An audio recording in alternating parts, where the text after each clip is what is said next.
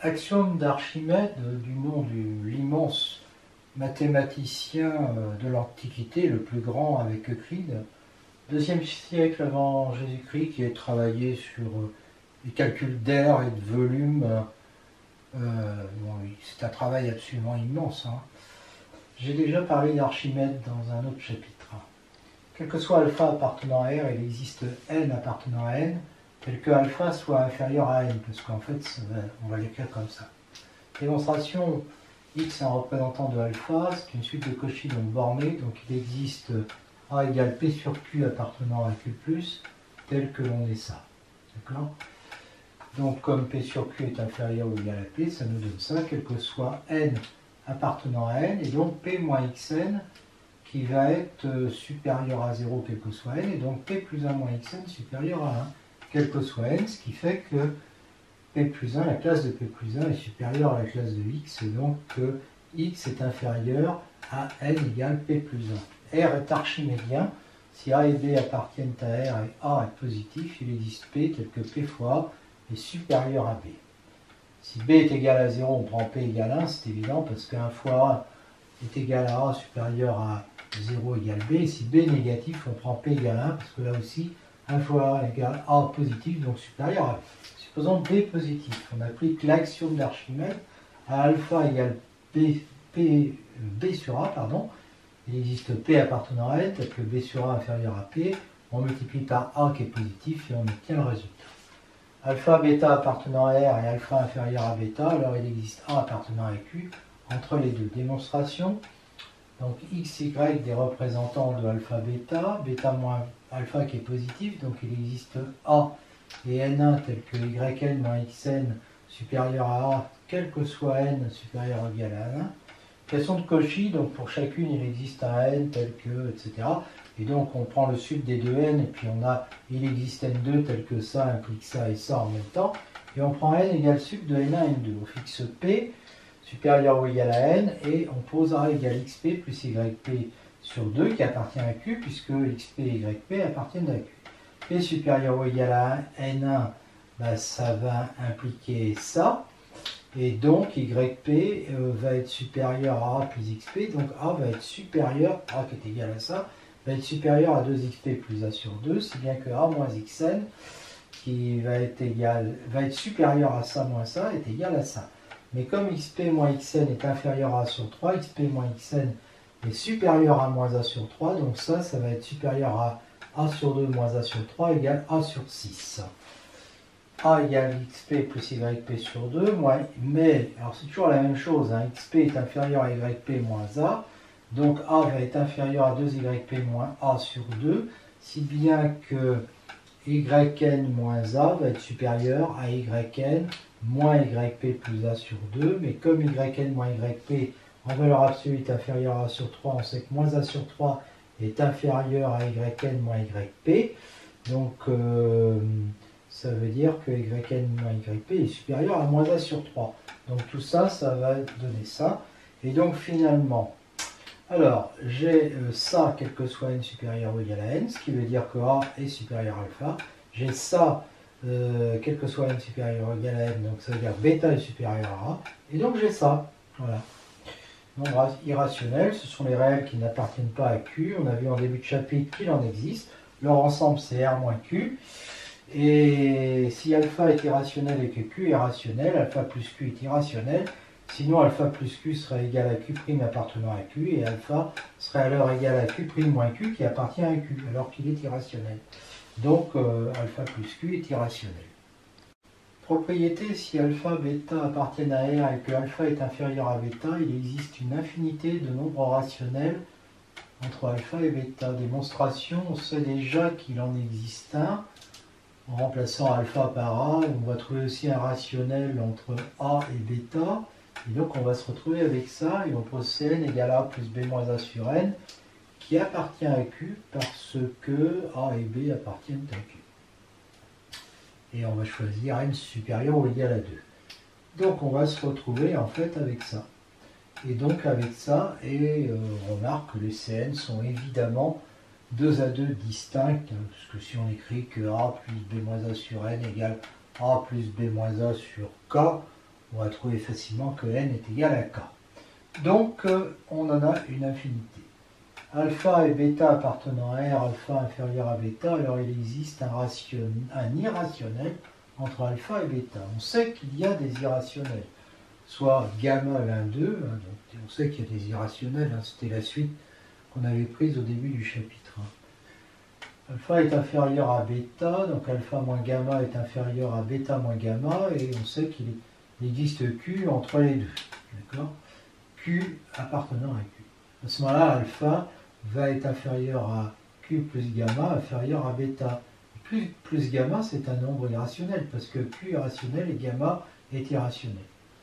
Donc c'est bon, on en a trouvé un. Eh bien, en fait, il y en a une infinité.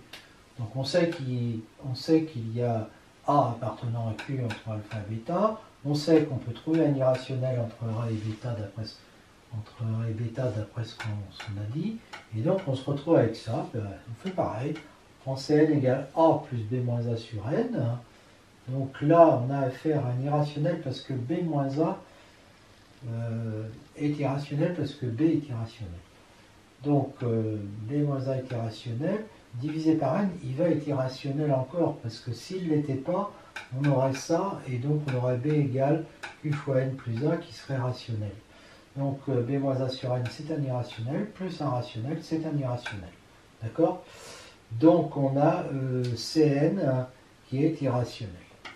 Et en plus, on a alpha inférieur à A, inférieur à Cn, inférieur à B, inférieur à bêta.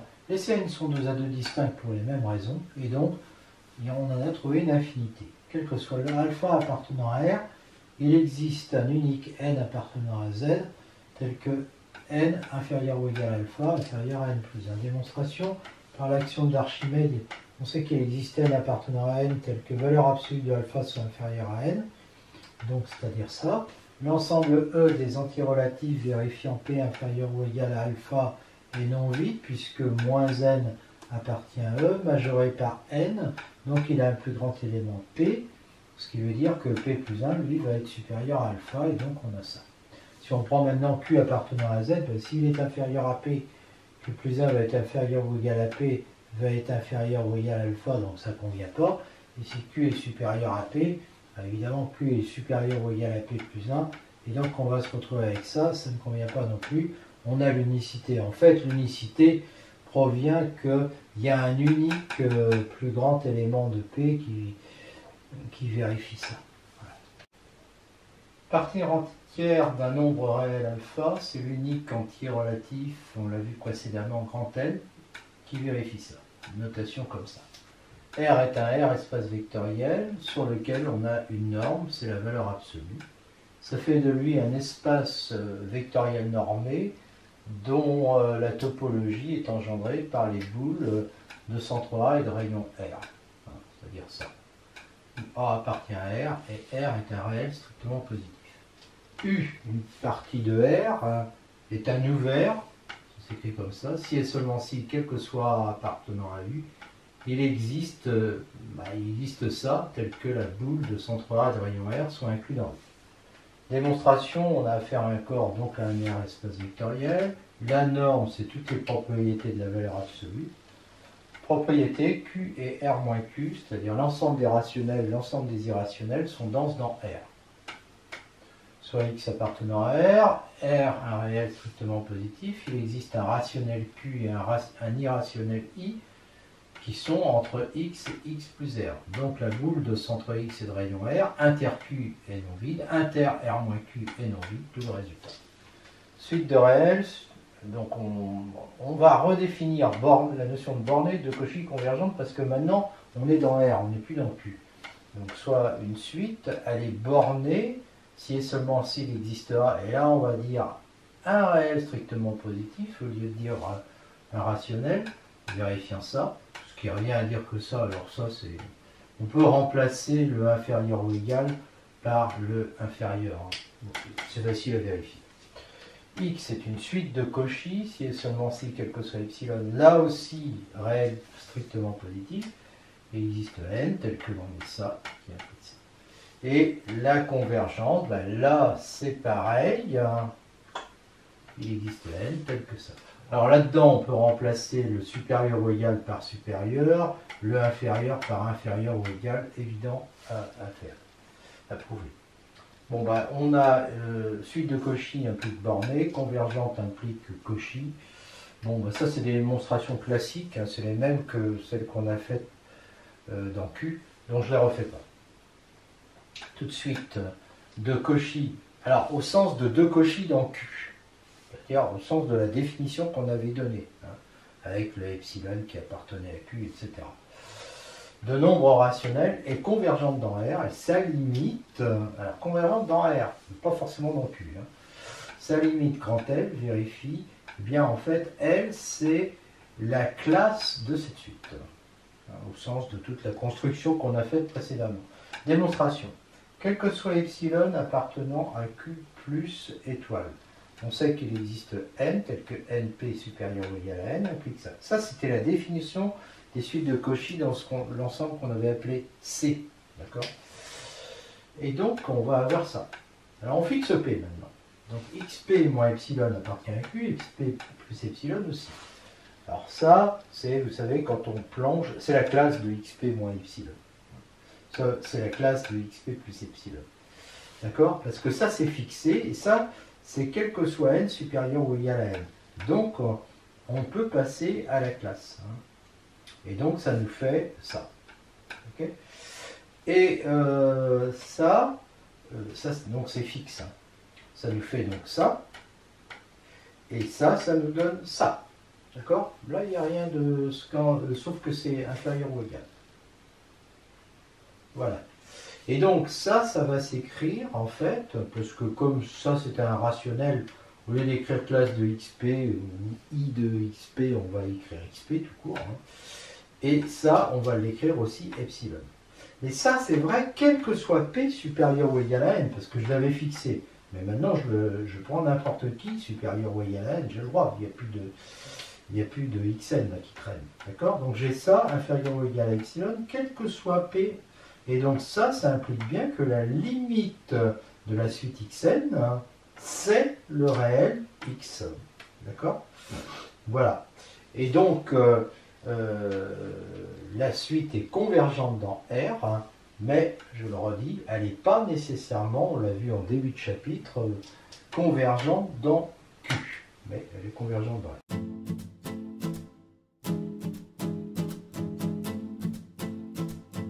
Grand R est un espace vectoriel normé complet. Si Xn est une suite de réels, Xn est convergente dans R si et seulement si Xn est une suite de Cauchy dans R. Bon, dans ce sens-là, c'est évident, on l'a déjà fait avec Q, on ne refait pas cette démonstration très facile. Ensuite, on sait que quel que soit n appartenant à une étoile, il existe yn appartenant à Q qu'on peut coincer entre xn moins 1 sur n et xn plus 1 sur n. Montrons que yn est une suite de Cauchy au sens de suite de Cauchy en Q. Donc en prenant epsilon appartenant à Q plus étoile, xn de Cauchy... alors oui, parce qu'au départ, là c'est yn qu'on veut démontrer de Cauchy. Mais on sait au départ que xn est de Cauchy. Donc on peut trouver le epsilon qui appartient à Q, il appartient aussi à R. Hein. Et donc on va trouver N1, et puis tel que NP supérieur ou égal à N1 implique ça. Bon. Yn moins Yp, inégalité triangulaire. Pour N et P supérieur ou égal à N1, Yn moins Yp va donc être inférieur à 1 sur N plus epsilon sur 3 plus 1 sur P. Mais on peut trouver N2 appartenant à N supérieur à 3 sur epsilon. C'est le lemme d'Archimède, ça. Donc on va prendre Np supérieur ou égal à N égale sup de N1 N2. Comme ça, on aura 1 sur N inférieur ou égal à 1 sur N2 inférieur à 1 à epsilon sur 3, puis ça aussi. Et donc pour Np supérieur ou égal à N, on aura Yn moins Yp inférieur, et là je me suis trompé, à epsilon, bah oui, parce que non, je ne me suis pas trompé, parce que ça c'est plus petit qu'epsilon sur 3, et ça aussi, donc ça fait 3 epsilon sur 3, et donc ça fait bien epsilon. Donc Yn est une suite de Cauchy dans Q, parce que mon epsilon était dans Q. On sait qu'alors elle est convergente vers Y appartenant à R. Et maintenant, on va prendre un epsilon qui n'est pas forcément dans le Q, qui est positif. Comme elle est convergente, il existe n3 appartenant à n, tel que n supérieur ou égal à n3 implique que valeur absolue de yn moins y est inférieure à epsilon sur 2. Mais il existe n4 appartenant à n, n4 supérieur à 2 sur epsilon. On prend n, le plus grand de n3, n4. Pour n supérieur ou égal à n, comme il est supérieur ou égal à n3, on aura ça. Mais s'il est supérieur ou égal à n, il est supérieur à n4, donc on aura ça aussi. Donc, comme on a l'inégalité triangulaire, que ça c'est inférieur à epsilon sur 2, et ça aussi pour n supérieur ou égal à n, hein, d'accord, eh bien on va obtenir xn moins yn moins y en valeur absolue inférieure à epsilon, donc xn converge dans R vers y. Donc ça prouve que R est complet, parce qu'on avait une suite de Cauchy, elle est convergente. Tout nombre réel est limite d'une suite strictement croissante de rationnels. Démonstration, x appartient à R. On va construire cette suite par récurrence. Pour n égale 1, il existe x1 appartenant à q coincé entre x moins 1 et x. Pour n égale 2, on va prendre x2 à la fois plus grand que x1, supérieur ou égal à x1. On va prendre le sub de x1, x moins 2. Voilà. Et on va coincer x2 entre lui et lui. Et c'est possible parce que on sait que x est supérieur à x1 et que x est supérieur à x moins 1,5. Donc le sup est bien plus petit que x et donc on va pouvoir coincer. Supposons qu'on construit cette suite qui est vérifiant ça avec ça. D'accord? Alors il existe xn plus 1 appartenant à q tel que... Alors je fais la même chose en fait. Hein. Et on va coincer xn plus 1 entre le sub de x moins 1 sur n plus 1 et xn, ce qui est possible parce que x moins 1 sur n plus 1 c'est inférieur à x et xn est inférieur à x. D'accord? On a alors x1 inférieur à x2 jusqu'à xn plus 1 avec x moins 1 sur n plus 1 qui est inférieur à xn plus 1 qui est inférieur à x. Bon, bah, la suite xn apparaît clairement comme une suite croissante de rationnels et en plus elle vérifie ça quel que soit n supérieur ou égal à 1. Si je prends un epsilon réel positif, il existe n tel que n soit supérieur ou égal à 1 sur epsilon et à ce moment-là n supérieur ou égal à grand N implique que x moins xn qui est inférieur à 1 sur n va être inférieur à epsilon et donc la suite converge vers x. Voilà. Les autres théorèmes importants, théorème des gendarmes, théorème de la bande supérieure, de la convergence croissante majorée, théorème de Bolzano-Weierstrass, théorème des suites adjacentes, théorème des segments emboîtés, la caractérisation des compacts. Les compacts de R sont les fermés bornés de R, théorème du point fixe, etc. se démontrent de façon classique, sans avoir besoin de revenir à la définition à la construction de R, c'est-à-dire sans revenir aux suites de Cauchy, de rationnels, et puis à la relation d'équivalence. D'accord? Donc, et elle se démontre aussi sans l'arsenal de la topologie.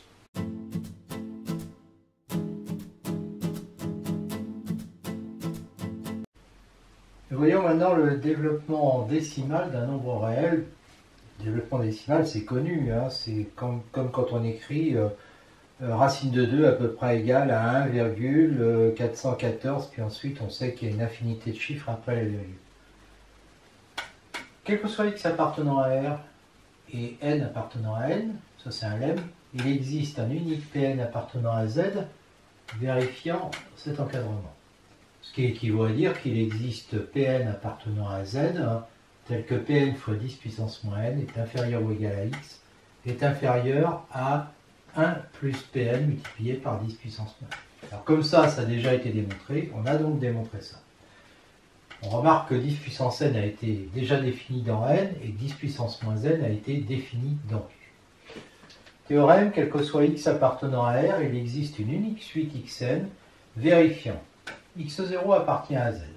Quel que soit n appartenant à n étoile, les xn sont des chiffres, avec une infinité de xn différents de 9, telle que la limite quand n tend vers plus l'infini de k égale 0 à n des xk multiplié par 10 puissance moins k, soit égal à x, ce qui fait une série convergente. Notation, on va noter x comme ça, donc la partie entière puis la décimale ensuite, les décimales. A n égale somme de k égale 0 à n des xk 10 puissance moins k et le développement décimal fini, parce que ça s'arrête à n, de x à l'ordre n. Hein. Ça nous donne, si vous voulez, n chiffres après la virgule. Et ça, c'est le développement décimal illimité, donc infini. Démonstration, grâce à 1, Pn plus 1 est inférieur ou égal à x multiplié par 10 puissance n plus 1 est inférieur à 1 plus Pn plus 1, et 10 puissance n, 10 fois Pn est inférieur ou égal à x fois 10 puissance n plus 1. Alors 10 Pn, c'est un entier, d'accord? Et là, on a deux entiers consécutifs. Donc le fait d'avoir ça, ça implique que 10 Pn est inférieur ou égal à Pn plus 1, parce qu'il est entier. De plus, Pn plus 1, multiplié par 10 puissance moins n plus 1, ça vient de 2, est inférieur ou égal à x, est inférieur à 1 plus Pn plus, est inférieur, alors oui, il est inférieur à x, mais x, lui, je peux toujours dire qu'il est inférieur à 1 plus Pn multiplié par 10 puissance moins n. D'accord? Voilà. Donc, de ça, j'ai 10 Pn qui est inférieur ou égal à Pn plus 1. Et puis, grâce à ça, je vais dire que le Pn plus 1 est inférieur à 10 Pn plus 10. Parce que pour avoir 10 à la puissance moins n moins 1 comme ici, je multiplie ça par 10. Et donc, ça fait Pn plus 1 inférieur à 10 plus Pn plus 1. Plus 10 Pn plus... Enfin, 10 Pn plus 10. Voilà. Et donc, je renvoie 10 Pn de l'autre côté, ça fait cet encadrement. Et comme Pn et Pn plus 1 sont des chiffres, hein, donc en fait, ils prennent, ce sont des chiffres entre 0 et 9. Voilà. On pose x0 égale p0, xn plus 1 est égal à Pn plus 1 moins 10 Pn, quel que soit n appartenant à n, et donc ça appartient à ça. Et pour n supérieur ou égal à 1, je pose Sn est égal à ça multiplié par 10 puissance n, ce qui fait en fait xn plus ça. Je mets en sens inverse. Et je remplace là, mais j'utilise cette formule à chaque fois. Donc voilà, ça c'est pour... comme je commence à xn, donc xn c'est Pn, moins 10 Pn moins 1, d'accord? Puis ensuite Pn-1 moins 10, Pn-2, etc. Le dernier, l'avant-dernier, ça va être ça, et le dernier, ça va être ça. Bon, et puis ça, je regarde bien, il y a plein de simplifications à chaque fois, et finalement, je me retrouve uniquement avec le premier, c'est-à-dire avec Pn. Donc Pn, il est égal à Sn. Donc Pn multiplié par 10 puissance moins n, ça va faire ça. Voilà. Et ça, c'est somme de k égale 0 à n de xk multiplié par 10 puissance moins k. Supposons qu'il y ait un nombre fini de xk différent de 9, donc là-dedans. À partir d'un certain rang, il n'y a donc que des 9. Donc il existe q appartenant à une étoile, tel que k supérieur ou égal à q implique que xk soit toujours égal à 9. Je prends un n supérieur à q et je m'intéresse à la somme de 0 à n des xk multiplié par 10 puissance moins k. Et donc ça va faire, d'après ce que j'ai démontré ici, ça fait Pn multiplié par 10 puissance moins n, qui est inférieur ou égal à x, hein, d'accord, et qui est inférieur strictement à 10 puissance moins n plus 10 puissance moins n Pn, d'accord, Pn multiplié, voilà, c'est ça. Donc, alors cette somme, je la scinde, cette somme-là, en somme de 0 à q moins 1 plus somme de q à n, d'accord,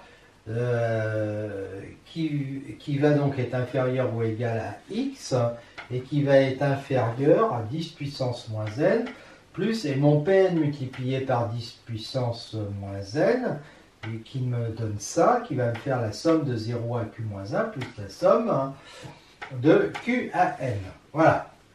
Bon, avec somme de q à n, c'est ça en fait, hein, d'accord, les 9 fois multiplié par 10 puissance moins k, puisque tous les xk valent 9. Bon, je m'intéresse à cette somme, je peux l'écrire comme ça, d'accord? Et donc ça fait ça, c'est une suite, une série géométrique, hein, donc ça fait ça, ça fait 1 moins 1 dixième, ça fait 9 dixièmes, ça simplifie, le 9, le 10 fait que je me retrouve avec un 10 puissance moins q plus 1 facteur de ça.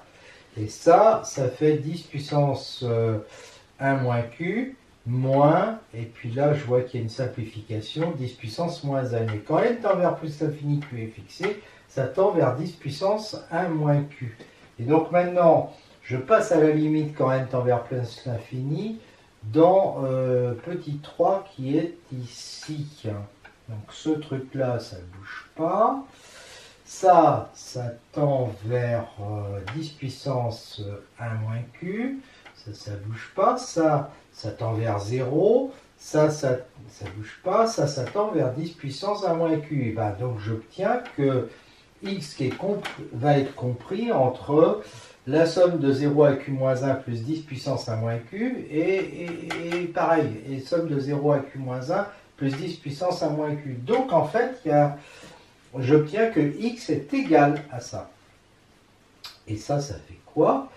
Ça fait, ce truc-là, c'est exactement p fois pq-1 multiplié par 10 puissance l'opposé, c'est-à-dire 1 moins q, plus 10 puissance 1 moins q.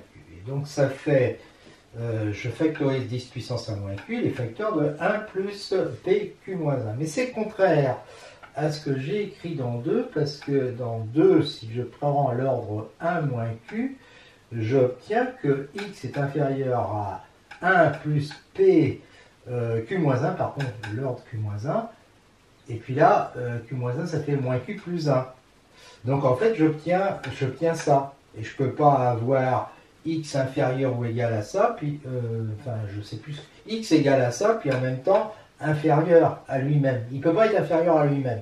Donc il y a une contradiction. Donc ça veut dire qu'on a mal supposé. Donc il y a un nombre infini de xk différent de 9. Il ne reste plus qu'à prouver l'unicité du développement. Unicité du développement. Supposons qu'on ait une suite yn avec y0 appartenant à z, les autres yn sont des chiffres, vérifiant ça, c'est-à-dire exactement ce que vérifiait la suite xn. Montrons par récurrence sur n que xn est égal à yn, quel que soit n. Pour n égale 0, on a ça, mais on avait ça, et maintenant on a ça. Donc dans les deux cas, on a x0 égale partie entière de x, et là, y0 aussi. Donc ils sont égaux. Supposons que xk soit égal à yk, quel que soit k, allant de 0 à n. Alors maintenant, je m'intéresse à l'ordre n plus 1. Donc je remplace ici n par n plus 1. D'accord? Donc ça fait ça. Inférieur ou égal à x, inférieur à ça, plus 10 puissance moins n moins 1.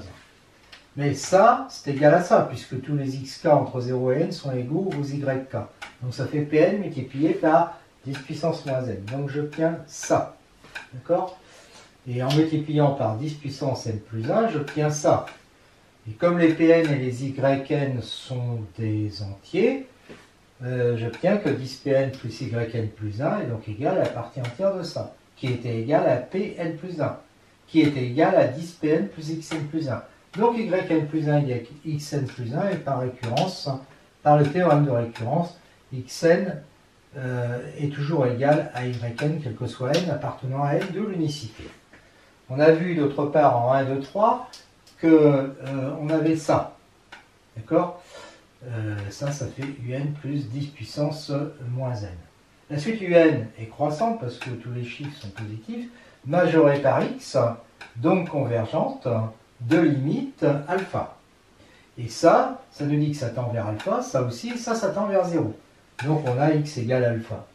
Et donc x égale somme de 0 à plus infini d'xk 10 puissance moins k. C'est le développement décimal illimité de x. Réciproquement, supposons qu'on a une autre suite de chiffres, en tout cas pour n supérieur ou égal à 1, y0 appartenant à z, avec une infinité de xn différent de 9.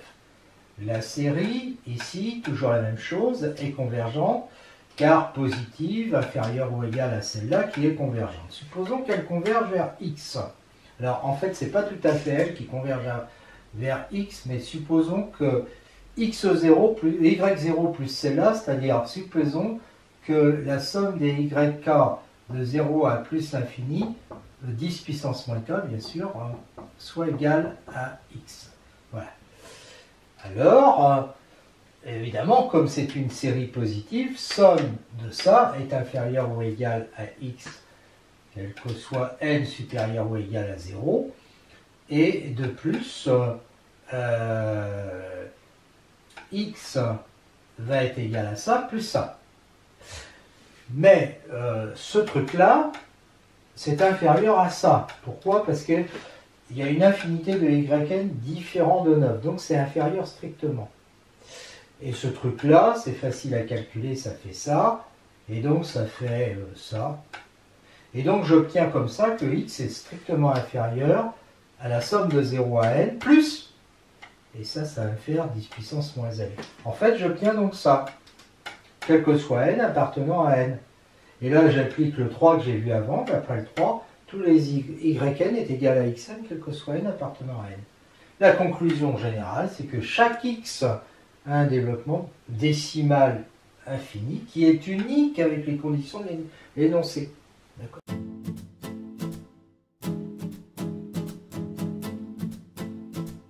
Conséquence, R n'est pas dénombrable. On va démontrer ça par la méthode de la diagonale de Cantor. Greg Cantor, immense mathématicien allemand du 19e, fin 19e, début du 20e siècle, un des pères fondateurs de la théorie des ensembles, qui a beaucoup travaillé sur la comparaison des ensembles infinis. On lui doit aussi l'ensemble triadique de Cantor et plein de théorèmes.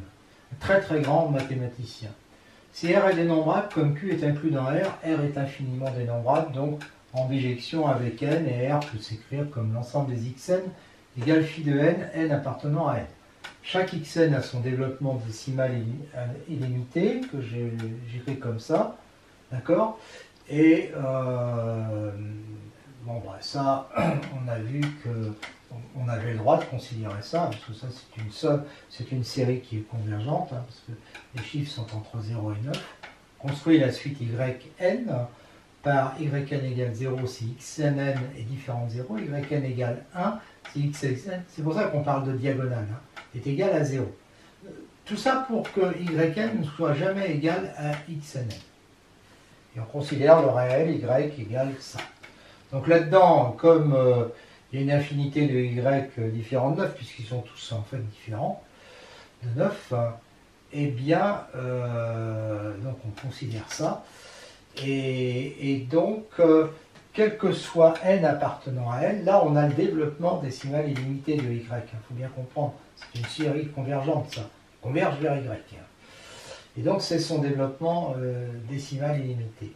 Y et xn n'ont jamais la même décimale à cause de ça. Donc ça veut dire que, oui, xn. Voilà.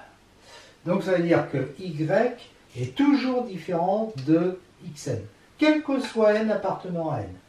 D'accord? Donc, ça c'est par l'unicité des développements décimaux qu'on obtient ça, hein, puisque il y a une décimale qui n'est pas la même, donc les deux nombres ne sont pas égaux. Donc y n'appartient pas à cet ensemble, qui a été supposé égal à R. Donc il n'y a pas plus grand que R, donc c'est impossible. Donc R n'est pas dénombrable. Conséquence, l'ensemble des irrationnels n'est pas dénombrable, parce que s'il était dénombrable, comme j'ai R égale Q union les irrationnels, s'ils étaient dénombrables, union Q qui est dénombrable, ça serait dénombrable. Et R serait dénombrable, donc c'est faux. Enfin, quel que soit alpha, un irrationnel, alpha plus Q, c'est-à-dire l'ensemble des alpha plus Q, Q appartenant à Q, on pourrait être tenté de dire que ça, c'est l'ensemble des irrationnels. Ben, c'est faux, parce que on a une bijection ici entre Q et alpha plus Q, qui fait que alpha plus Q est dénombrable. D'accord? Et donc ça nous donnerait... ça ne peut pas être égal à R moins Q, puisque R moins Q, on vient de voir qu'il n'est pas dénombrable. D'accord? Donc, on en conclut que, quel que soit alpha irrationnel, eh bien, cet ensemble-là est différent de l'ensemble des irrationnels. Une petite propriété pour finir, R et 0,1 sont équipotents. On prend la fonction définie sur 0,1 de la façon suivante. Si x est entre 0 et 1,5, 4 moins 1 sur x. Si x est entre 1,5 et 1, 1 sur 1 moins x. Bon, 1 sur x c'est décroissant. parce que les nombres sont positifs. Donc 4 moins 1 sur x est croissant, continu sur 0,5, et on a ce tableau de variation. La limite en 1,5 c'est 2. A moins x, lui, il est décroissant et positif, donc 1 sur a moins x va être croissant. Et puis f de 1,5 ça fait 2. Bref, quand on réunit les deux tableaux de variation, alors les fonctions sont continues sur chacun de ces deux intervalles en fait, et comme la limite à gauche en 1,5 est égale à 2, c'est-à-dire à f de 1,5, f est continue sur 0,1, strictement croissante, continue. Et donc f de 0,1 est égal à r, hein, et c'est une bijection, donc en fait 0,1 est bien équipotent à r.